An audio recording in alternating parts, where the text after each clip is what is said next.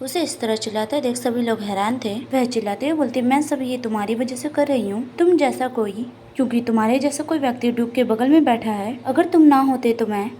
तभी लूसियो बोलता, हेडमेड। ये सुन के वह घबरा जाती है। वह मन में कहती है उसकी उपस्थिति जब उसने पहली बार ड्यूक को देखा होता है। ड्यूक बोलता है, आपसे मिलकर अच्छा लगा माय लेडी।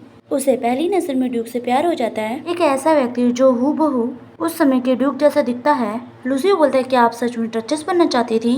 हेडमेड चिल्लाते हुए बोलती, नहीं, मुझे ऐसी कोई पदवी की लालसा नहीं थी, मैं बस ड्यूक के साथ रहना चाहती थी। पता था मुझ जैसा कोई उसके बगल में कैसे खड़ा हो सकता था, अगर मैं मर भी जाऊं और फिर से जीवित हो जाऊं तो भी। वह चिल्लाते हुए बोलती, लेकिन आप भी नहीं होने चाहिए थे, ड्यूक के साथ एक कुलीन औरत होनी चाहिए थी ना कि तुम्हारे जैसी कोई अशिष्ट औरत। मैंने सोचा अगर ड्यूक ने एक उपयुक्त पत्नी से शादी कर ली होती, मैं अपनी वफादारी की शपथ लेने के लिए तैयार थी। तभी डचेस बोलती है, नहीं, ऐसा कोई भी नहीं होगा। ये सुनकर वह हैरान होते हुए बोलती, क्या कोई औरत कभी भी आपके लिए अच्छी साबित हो सकती थी? आप वैसे भी वही बात दोहराती। ध्यान से सुनो, जिस व्यक्ति को इस व्यक्ति ने चुना है वह मैं ही हूँ, और कौन उसके साथ खड़ा है ये तय करना वैसे भी आपका काम नहीं है। लेकिन आपने जो अभी बात कही है वह सही है, क्योंकि अगर तुम्हारा पुनर्जन्म भी हो जाए तो भी तुम कभी इस आदमी के बगल में खड़ी नहीं हो पाओगी। ये सुन के वह गुस्से से कांपने लगती है। वह ड्यूक की तरफ देखते हुए बोलती है, आप मेरी भावनाओं को समझते हैं ना? मेरे द्वारा किए गए कामों के बाद भी तुम मुझे यूं ही नहीं त्याग दोगे? यह सुन के ड्यूक गुस्से से चिल्लाते हुए बोलते, शूरवीरों क्या कर रहे हो?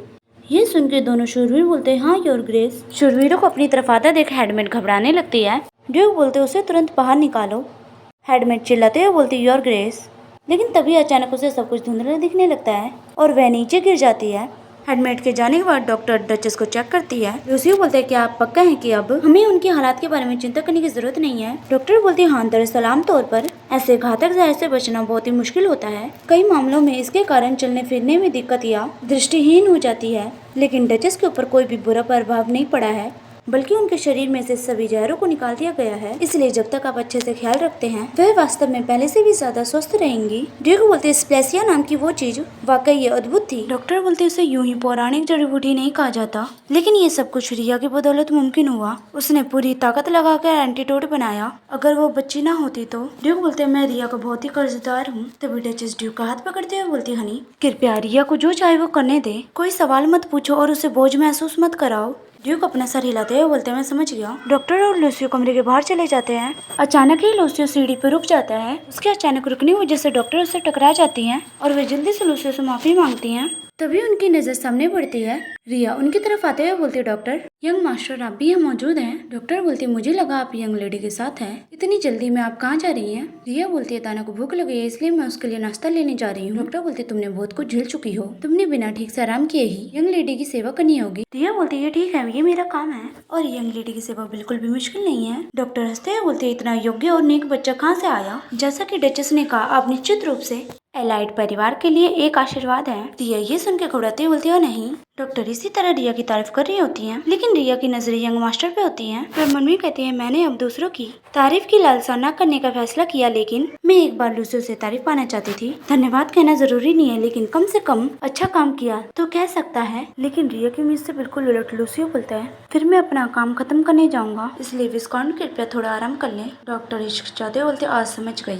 ये बोलकर लूसियो जल्दी से रिया के सामने से गुजर जाता है। रिया बस अपना सर झुकाए खड़ी रह जाती है। तभी डॉक्टर बोलती है, हमें चलना चाहिए, यंग लेडी इंतजार कर रही होगी। रिया डॉक्टर की तरफ देखकर मुस्कुराते हुए बोलती है, हाँ, और वह सीढ़ियों से नीचे उतरते हुए सोचती है, मेरा मन कहता है ऐसा हो सकता है, ऐसा हमेशा क्यों होता है? रिया बहुत ही उदास हो गई होती है। दूसरी तरफ काल कोठरी में हेडमेड जंजीरों से बंधी हुई होती है।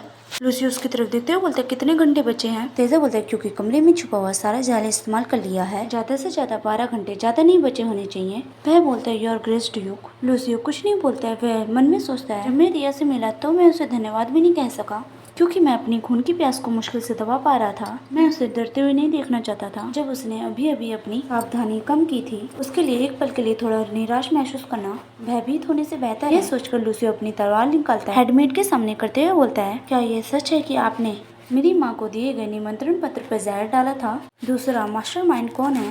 हेडमेड घबराते हुए उफ उफ बोल रही होती है। लूसियो अपनी तलवार उठाकर उस पर हमला कर देता है, जिस वजह से खून के छींटे दीवार पर लग जाते हैं। लूसियो बोलता है, अगर आप बोलना नहीं चाहते हैं तो कुछ नहीं किया जा सकता। लूसियो अपनी तलवार को अंदर रखते हुए बोलता है, उसे यातनाएं दो और फिर उसे जिंदा जला दो। स्टोरी यहीं पे खत्म करती हूँ मैं।